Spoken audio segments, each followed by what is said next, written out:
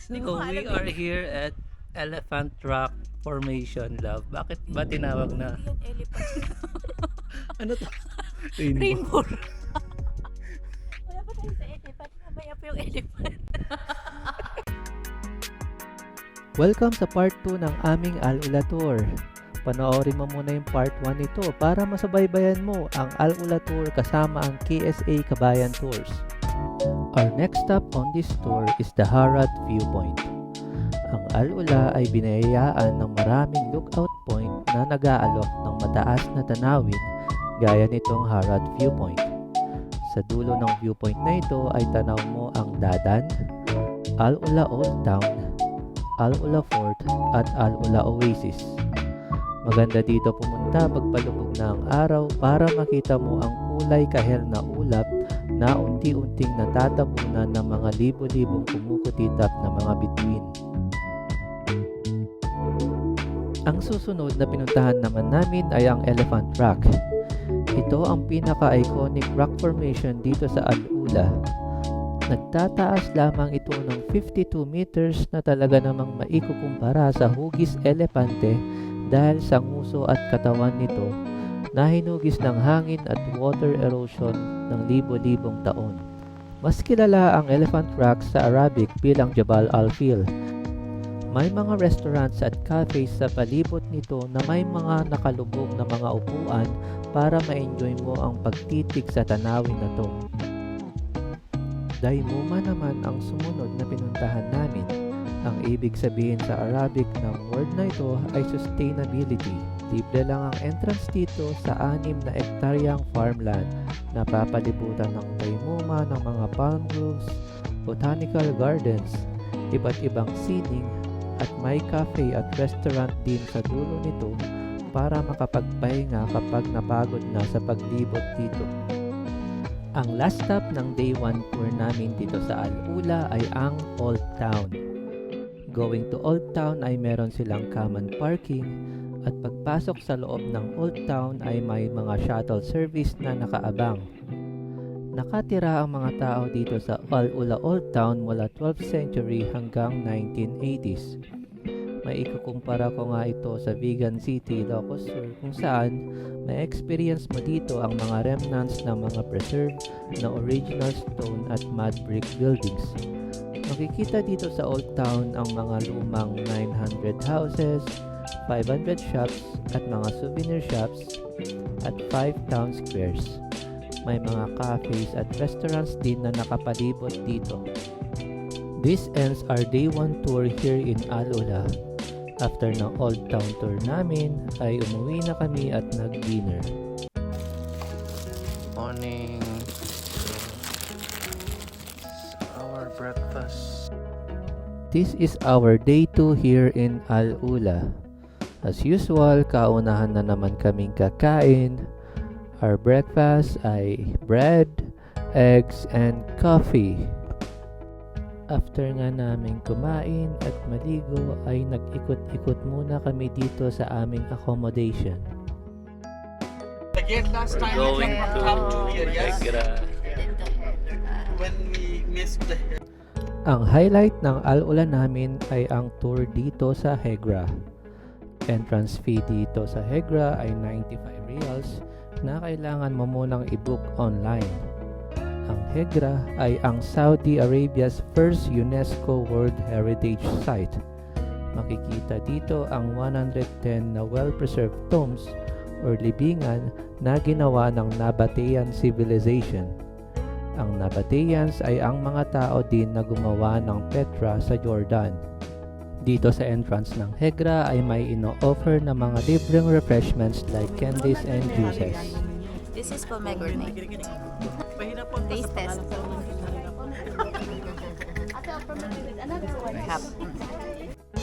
Meron ding Hegra boutique dito kung saan pwedeng bumili ng mga souvenirs gaya ng bags, sombrero, kandila, sabon, magazines ng Saudi Arabia, magazine ng Al-Ula, mga iba't ibang klase ng magnet, at marami pang iba. Dito sa kabilang side naman ng butik ay makikita ang timeline ng Al-Ula at nandito kami ngayon sa Hegra na ginawa ng Nabatean Kingdom noong 1 Common Era.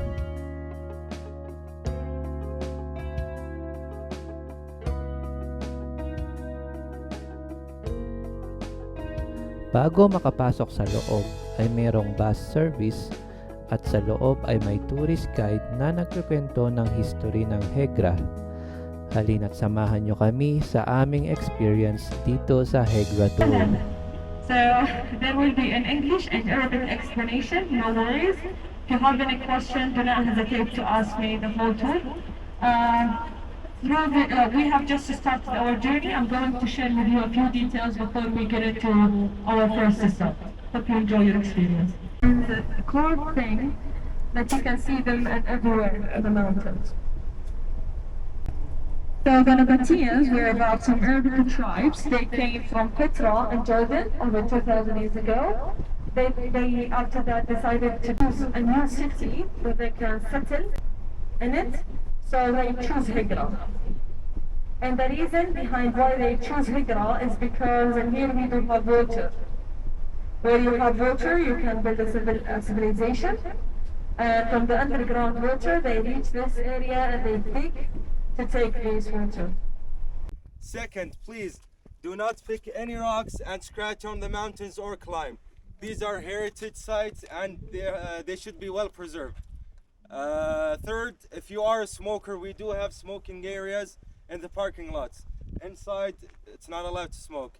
Last but not least, as we always say, take nothing but photos and leave nothing but footprints. If you have any further questions, my colleagues and I are here to assist. We do have precise time in each site we stop. So, after my colleagues give you all the information and after we give you time to take photos, please pay attention once we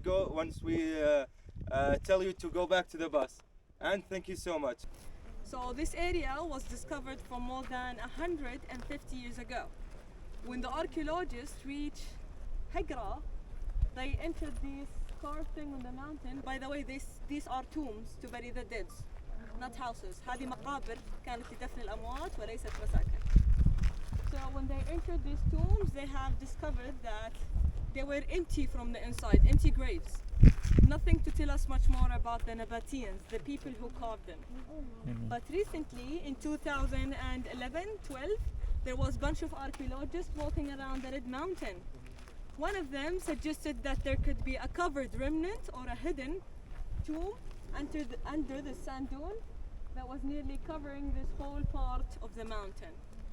So they removed it, and here is the surprise. They have found a tomb that comes now with number 117. Can you see it? Yes, Yeah. that's the meaning of Great. the numbers. So they have found this tomb by accident recently. Oh, And it was like a huge discovery because when they entered 170 tomb, they have discovered more than 80 individuals. Bones, 80. Bones, skeletons, ceramic, glassic jars, bronze tool, lots of things we can find in. All buried together.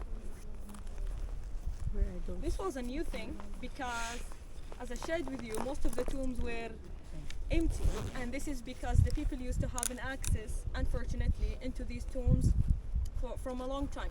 Till the last 30 years ago, there was some of the people living in here, next to the tombs. So the interesting thing between these individuals, they have found a whole skeleton that was belonged to woman, and they suggested her name with Hayna, the daughter of Wahab.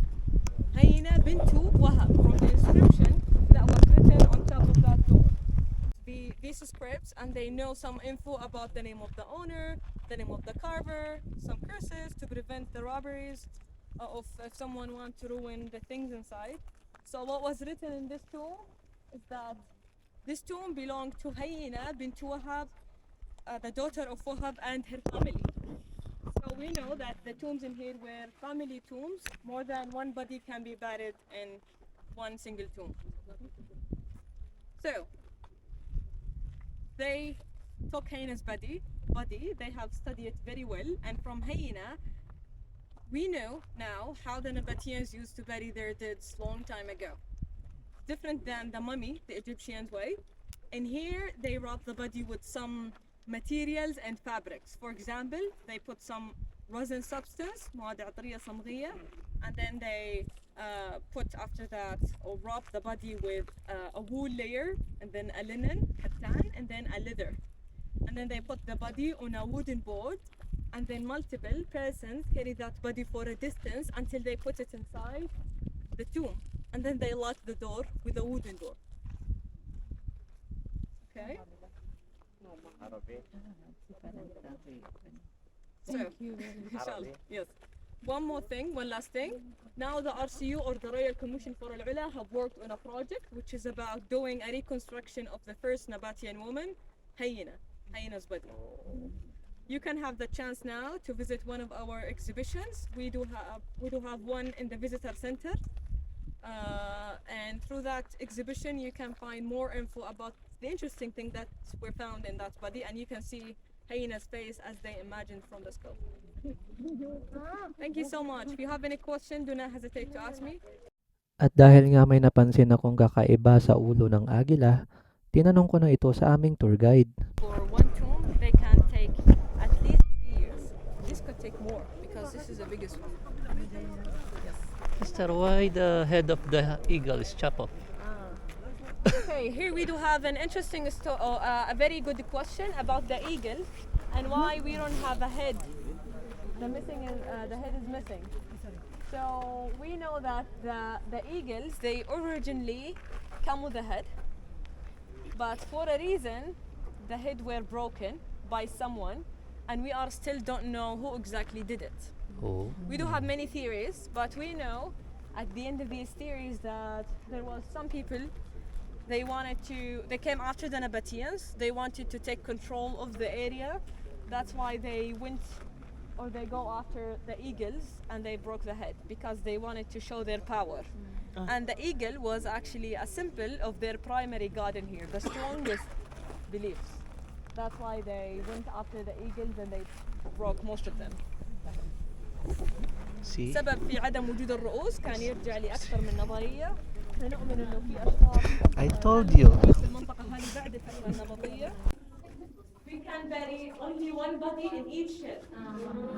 جثة واحدة فقط كانت توضع في هذا الرفوف. After wrapping the body with these fabrics, materials, they put it on this way, and then they cover it with a wooden door, and then they lock the door as well from the outside with a wooden door. كانوا يحطوا الجسم هنا بشكل عرضي، بعدين يقفلوا عليه بلوح خشبي ممكن حجار، بعدين يقفلوا على الابواب من الخارج ايضا بابواب خشبيه. You can see some of these scratches. They're tool digging. طريقة الأدوات حقتهم، المعاول، المطارق، الأزاميل. Here we can see a smaller grave for the children, the kids. مقابر للأطفال. Sa size. They took the advantage from this area as well, this space, where they can add more bodies, sometimes more objects in here, as coffin or something, where they can put these jars or more bodies as well. They can also, in further stages, they can build a new cell or grave where they can add more bodies as well on these walls. So this tomb was empty. The first time they discovered it, and you can see it clearly, no bodies, nothing to tell us more about the family. We do believe that a diwan was a hall meant to be for so they can sit some gatherings, meetings inside. Elite members, leaders, used together where they can talk about some tribal and political discussions belong to the kingdom. So these rocks representing the seats, they used to sit on them where they can speak, talk. Sometimes they can drink, they can eat, they can celebrate as a banquet. They This room was built in a, like they have done a great job with building these walls. We can see huge walls, huge corners, and all of these, this way of how they used to build them is to show the greatness of this place as a secretive place. So they named this god with Al-A'ra god. بدو الأعرى بالألف المقصورة ذو الشرى بالألف المقصورة أيضا. On your right side, you can see one of the sitting areas that we do believe that they built it in order so the Nabateans can gather in to worship their deities and ritual ceremonies. At dito na nagtatapos ang aming Hegra tour. Wow! In just 2 days in ULA, sobrang na-enjoy namin ng tour na ito kasama ang KSA Kabayan Tours. Mula sa day 1, napuntahan namin ang Rainbow Rock, Harat Viewpoint, Maraya, Elephant Rock Formation, Dainumah Oasis Farm, at Old Town. At sa day 2 ay Hegra. We will surely miss this adventure. In ULA, the past never dies.